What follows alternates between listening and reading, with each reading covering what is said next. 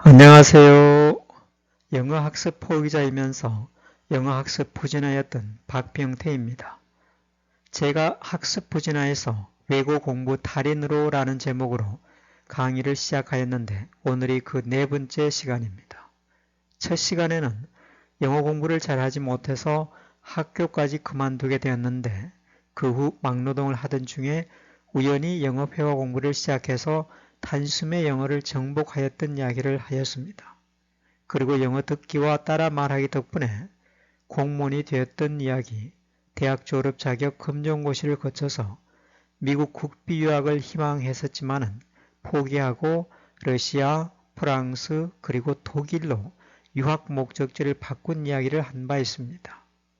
오늘은 그동안 영어 공부했던 영어, 러시아어, 프랑스어, 독일어를 모두 잊기로 하고 아시아 국가로의 유학을 위해 일본어와 중국어 공부를 시작하는 이야기를 하겠습니다. 강의 순서는 일본어를 공부하기 시작하면서 동시에 중국어를 공부하기 시작한 이야기고 또 두 언어를 동시에 일사천리로 진행한 이야기입니다.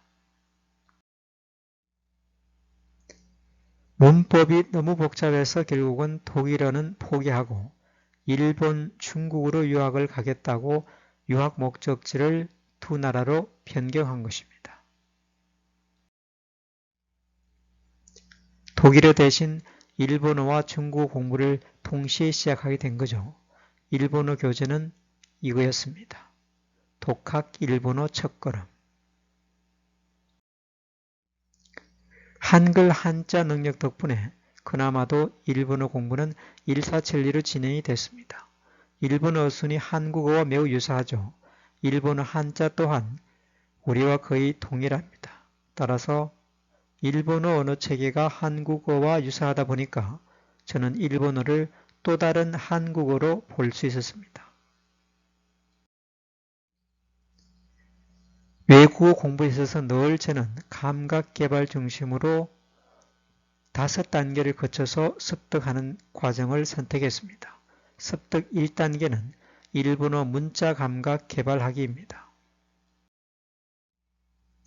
단순하지만은 너무 비슷한 일본어 문자로 저는 상당히 어려움을 많이 겪었습니다. 왜냐하면 너무 비슷하니까 구별하는데 상당히 힘이 들죠. 특히 이제 한자어를 연상하면서 일본어 문자를 익히는 방법을 많이 택했습니다. 일본어 문자에 매일 3분씩 투자하는 방식은 다른 외국어와 똑같습니다. 그래서 히라가나는 3주, 카타가나는 4주 만에 완전히 정복을 한 거죠.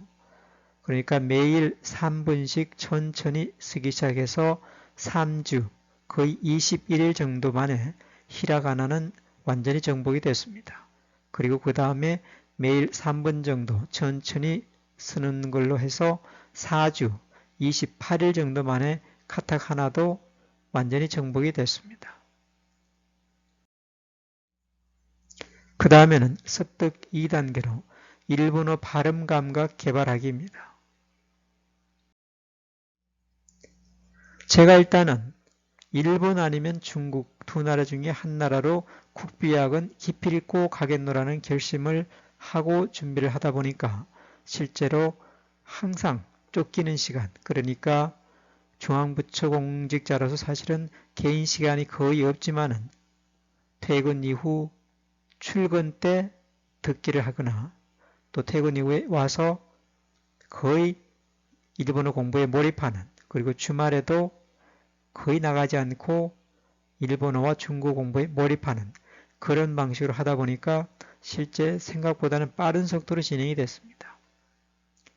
특히 한자의 우리말 발음을 연상하면서 일본어 발음과 단어를 익히다 보니까 생각보다 진도가 빨리 나갔습니다.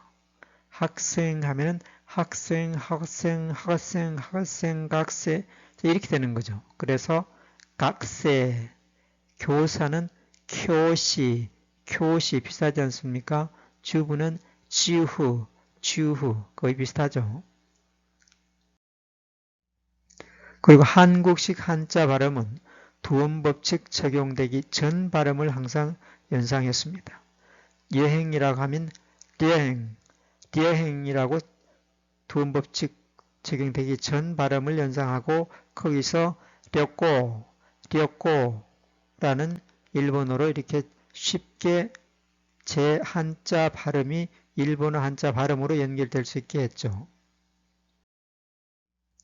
그리고 외국어 발음 표기의 최적인 한글을 역시 일본어 발음 표기에도 적용했습니다.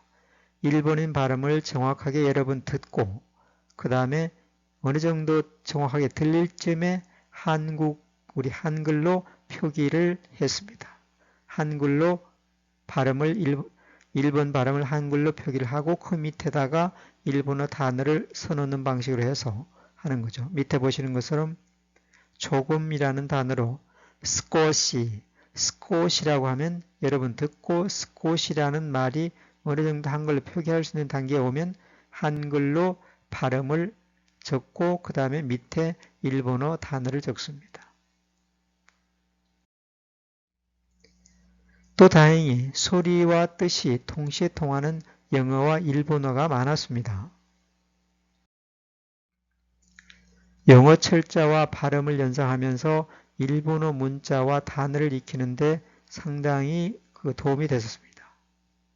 실제로 커피는 영어로는 카피인데 코히, 일본어는 코히, 우유는 milk인데 일본어는 밀크라고 하고 맥주는 beer인데 비르라고 하니까.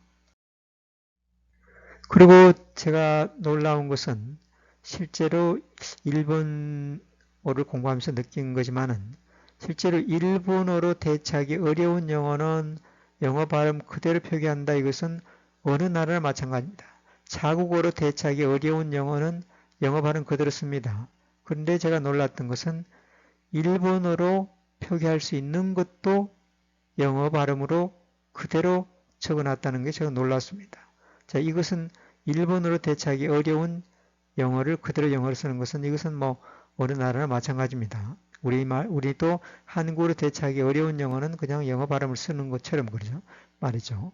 오렌지라고 하면 영어에서는 orange인데 일본어는 오렌지라고 하고 토마토도 tomato인데 토마토라고 하는 것은 뭐 별반 다른 나라와 상황이 다르지는 않습니다.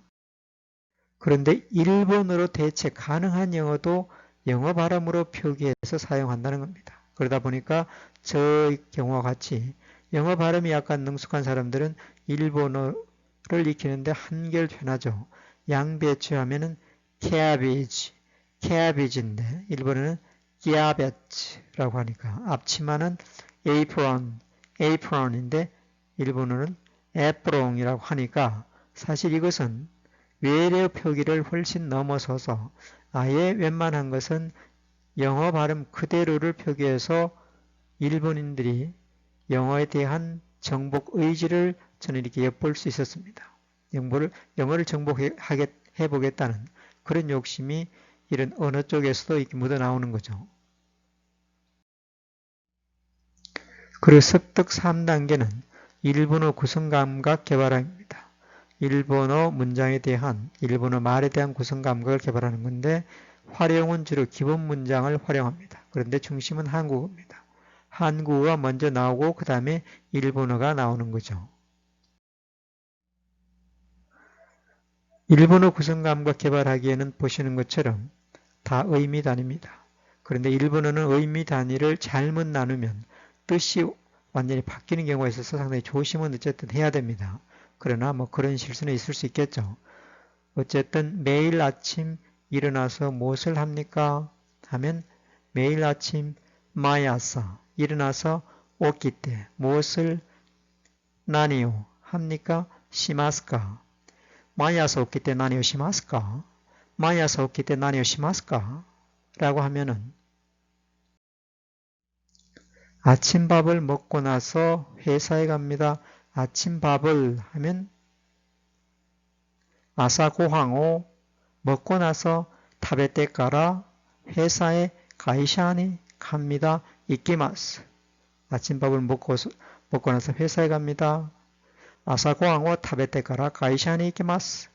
아사 고항오 타베테까라 가이샤니 이끼마스. 네. 아무래도 우리 발음과 거의 비슷하기 때문에 생각보다는 빨리 발음에도 적용될 수가 있죠.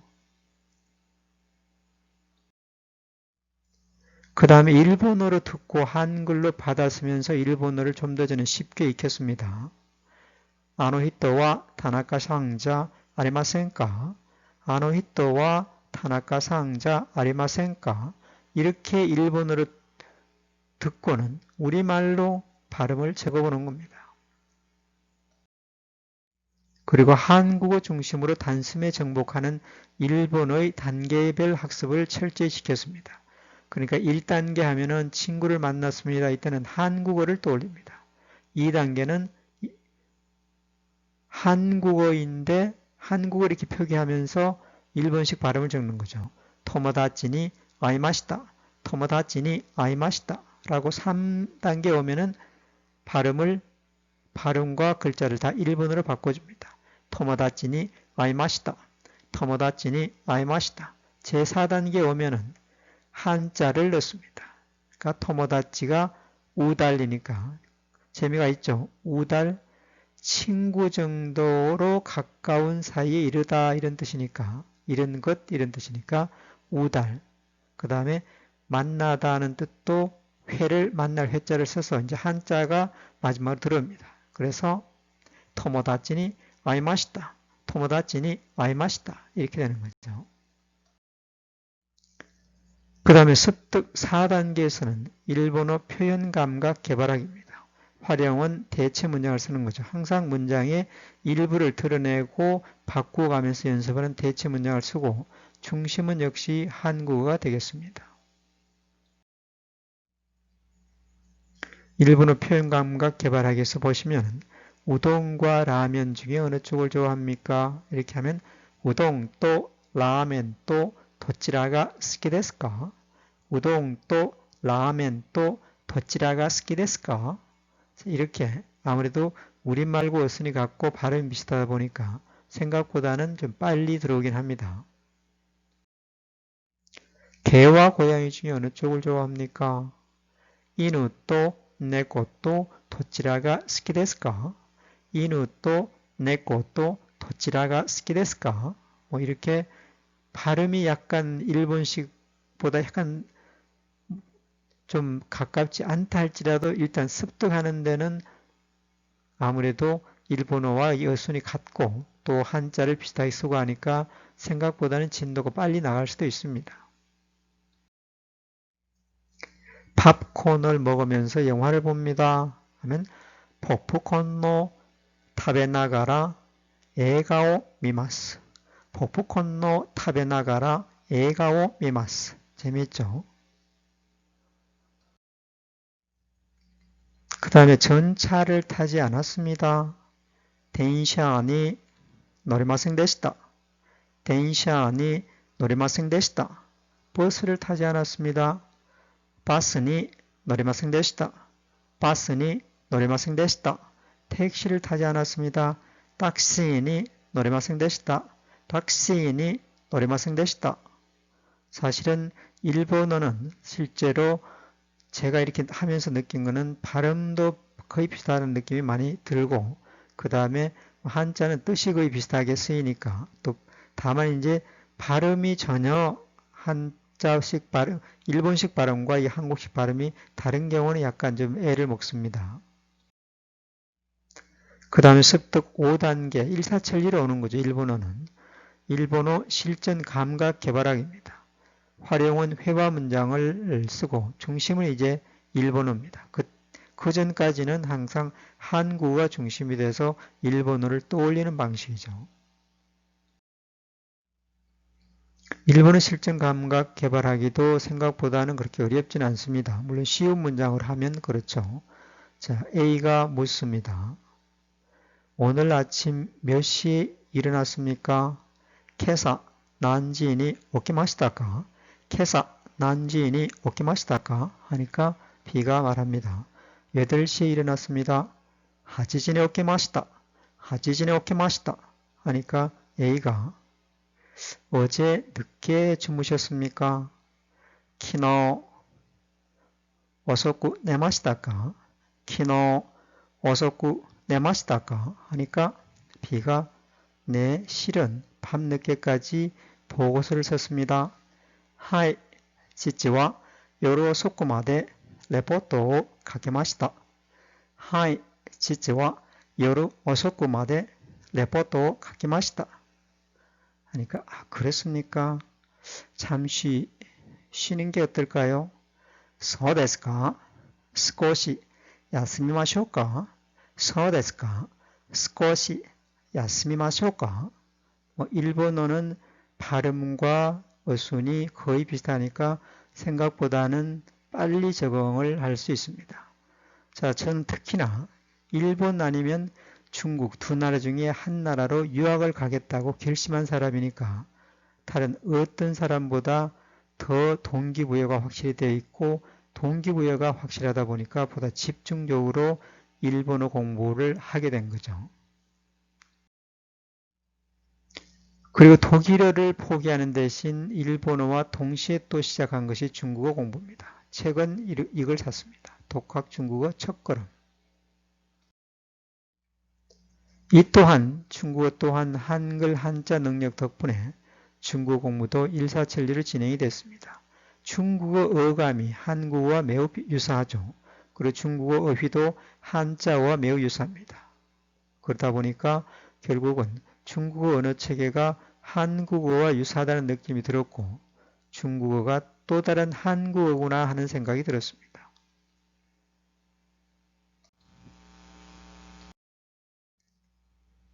역시 습득 1단계는 중국어 문자 감각 개발하기입니다. 한국식 한자 모양과 중국식 한자 모양을 저는 항상 이렇게 정리를 해서 비교를 합니다.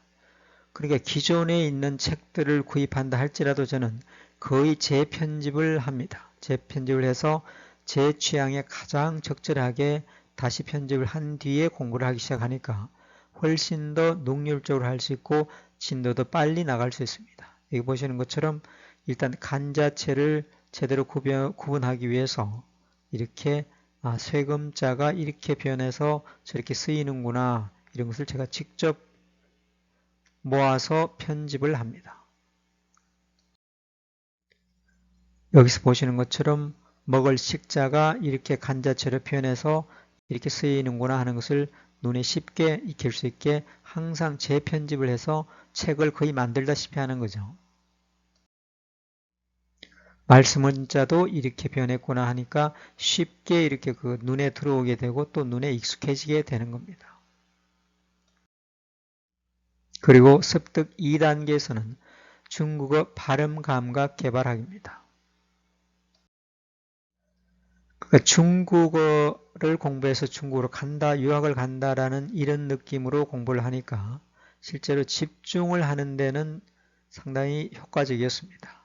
누가 뭐라고 하더라도 저는 반드시 중국어를 정복하겠다 이런 마음이 저를 더 집중하게 만들죠. 그리고 또 제가 영어에서부터 시작해서 러시아어, 프랑스어, 독일어, 일본어, 중국어 이렇게 하면서 외국어 학습에 대한 매력에 또 푹 빠진 것도 집중하게 만든 원인 중에 하나였다고 볼 수 있습니다. 자, 한자의 우리말 발음을 연상하면서 중국어 발음과 단어를 익히기 시작한 거죠. 딸기라고 하면은 초매라고 하죠. 초매.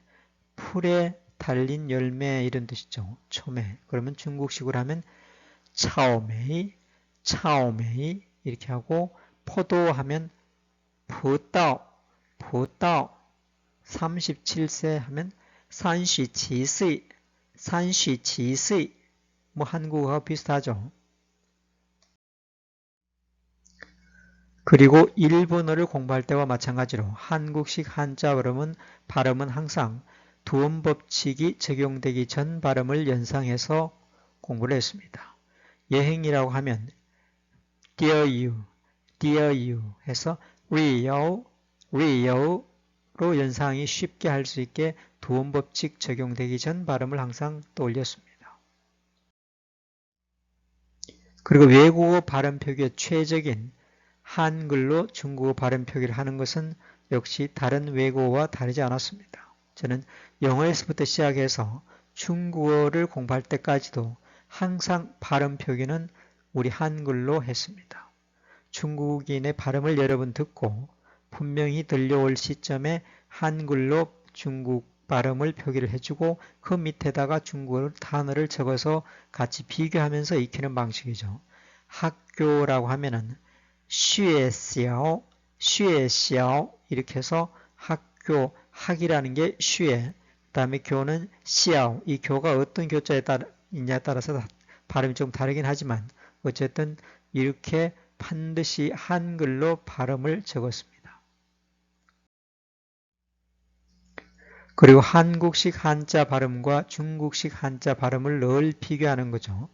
그리고 실제로 이게 가가 왜 찌아로 발음되는지를 저는 항상 이렇게 한국어를 풀어서 연구를 좀 많이 했죠. 그러니까 가라고 하면 이게 집가자가 됐든 뭐 여가 가자나 휴가 가자가 됐든 가라고 하면 키아의 준말이 되는 거죠. 그 다음에 중국식으로 발음하면 지아가 됩니다. 지아. 거기서 더 중국식으로 강하게 하면 지아가 되는 거죠. 그러면 여러분 하면 대가라고 해서 따지아, 여름방학 하면 슈지아, 겨울방학 하면 한지아 이렇게 되는 거죠. 뭐 비슷비슷합니다. 발음은.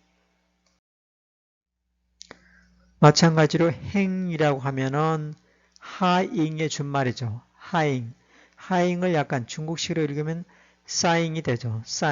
사잉을 더 강하고 빠르게 읽으면 싱이 되는 겁니다. 그래서 자전거라고 하면 这行车 행복이라고 하면 幸福 취미라고 하면 行李 해서 실제 행이라고 한국식 발음이 된 것은 다 싱으로 발음된다. 뭐 그 예외도 있긴 하지만 어쨌든 그렇게 하니까 생각보다는 좀 쉽게 중국어 발음이 익혀졌습니다. 그 다음에 습득 3단계입니다. 중국어 문장이나 말에 대한 구성 감각을 개발하는 거죠. 활용은 기본 문장, 중국어 기본 문장을 활용하지만 중심은 한국어입니다. 그러니까 한국어 먼저 나오는 거죠. 당신은 입니까? 어느 나라 사람? 어수는 약간 영어와 좀 비슷하죠. 그러나 한국어와 비슷한 것도 많이 있습니다. 당신은 입니까? 어느 나라 사람? 你是哪国人? 你是哪国人? 하면 저는 입니다. 한국인. 我是韩国人. 我是韩国人. 당신은 불리옵니까? 무슨 이름으로? 이것도 영어 혹은 독일어와 비슷합니다. 你叫什么名字?你叫什么名字? 라고 하면 저는 불립니다. 홍길동으로. 我叫홍길동. 我叫홍길동. 좋습니다. 자, 그 다음에 습득 4단계 오면은 중국어 표현 감각 개발하기입니다. 활용은 대체 문장을 쓰는 거죠. 항상 제가 외국어를 습득할 때는 의미 단위 중에 일부를 드러내고 거기다가 다른 내용을 넣어서 대체를 해서 훈련하는 방식을 취했습니다. 중심은 한국어입니다. 역시 한국어 먼저 나오고 그 다음에 중국어 표현을 떠올리는 방식이죠. 이 한 벌의 옷은 얼마입니까? 이 한 벌의 하면 这件 옷은 一副 얼마입니까? 多少钱 그러니까 이 한 벌의 옷은 얼마입니까? 这件衣服多少钱?这件衣服多少钱? 마치 음악 같은 느낌이 들어 저는 중국어 발음이 상당히 매력적으로 느껴졌습니다. 상당히 그 음악처럼 느껴졌습니다. 그 다음에 이 한 벌의 바지는 얼마입니까? 这条裤子多少钱这条裤子多少钱이 한 쌍의 양말은 얼마입니까?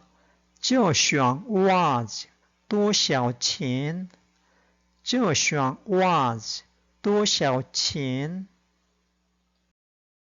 자, 이렇게 사실 중국어에 상당히 재미를 붙여가면서 이제 일본 아니면 중국으로 유학을 가야겠다고 이런 마음으로 이렇게 무장을 하고 하니까 실제로 공부도 훨씬 더 효과적이고 또 진도도 빨리 나갈 수 있었습니다. 습득 5단계에서는 중국어 실전 감각 개발하기였습니다. 활용은 회화 문장을 쓰고 중심은 역시 요거는 회화체니까 중국어가 되는 거죠. A가 묻죠. 오늘 날씨는 어떤가요? 중국어 표현이 참 재미있죠. 중국에서는 오늘이라 하면 지금의 하늘 이렇게 표현합니다. 날씨라고 하면 하늘의 기운이라고 하고 그 다음에 어떤가요 하는 것은 무슨 모양입니까? 영어하고 아주 비슷합니다. 그것은. 그래서 今天天气怎么样? 今天天气怎么样? 이라고 하면은 비가 밖은 곧 비가 올 것 같은데요. 비가 오려고 하는데요. 外面快要下雨了. 外面快要下雨了. 하니까 A가 그래요? 나는 가지고 오지 않았는데요. 우산을. 是吗? 是吗? 我没带雨伞. 我没带雨伞. 하니까 B가 조급해하지 마세요. 제가 빌려드릴게요. 이렇게 하죠. 别着急别着急我借给你吧我借给你吧 이렇게 저는 상당히 그 중국의 리듬이 있는 이런 음이 정말 좋았습니다. 소리가 상당히 마음에 들었습니다. 마치 저는 지금 그 중국어 원어민 발음보다는 좀 이렇게 거리가 있게 발음을 하니까 제대로 아름다움이 느끼지 않을 수 있습니다. 그러나 실제 그 중국의 아이들이 이 발음하는 거 보면 정말 음악을 듣는 것 같았습니다. 저는 일본어와 중국어에 또 깊이 빠져 있었습니다. 그럴 쯤에 누군가가 저한테 다가왔습니다. 그러더니 그분이 저한테 이런 말을 했습니다. 우리 직원이었죠. 직원분이 영어 쪽으로 국비학 시험을 쳐보지 않겠느냐라고 했습니다. 그래서 저는 깜짝 놀랐습니다. 영어는 포기한 지 꽤 됐고 지금은 러시아어, 프랑스어, 독일어, 일본어, 중국어 쪽으로 와서 결국은 유럽 언어는 거의 잊어버리고 이제는 일본어와 중국어가 지금 막 입에서 나오고 그 다음에 시험을 쳐도 어느 정도 점수를 받을 수 있는 그런 상황이었는데 이분이 갑자기 영어 쪽으로 시험을 쳐보라는 겁니다. 제가 마음이 처음에는 흔들리지 않았습니다. 그런데 그분이 자꾸만 그런 이야기를 하니까 저도 약간은 마음이 흔들리기 시작했습니다. 그 내용이 바로 제5편에 나옵니다. 제5편에서 여러분들과 함께 하도록 하겠습니다. 제 주요 양력을 자꾸 보여드려 죄송합니다. 그냥 참고로 보시기 바랍니다.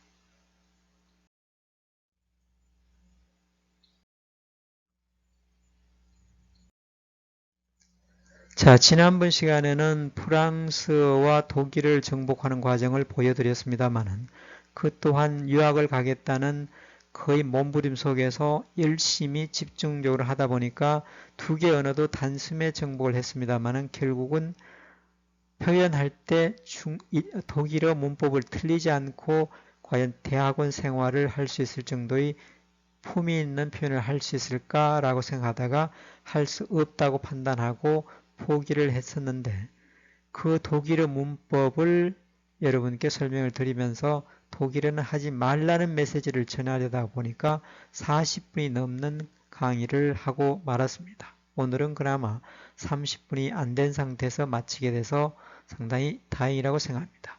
여러분들과 함께 다음 편에서 꼭 만나도록 하겠습니다. 감사합니다.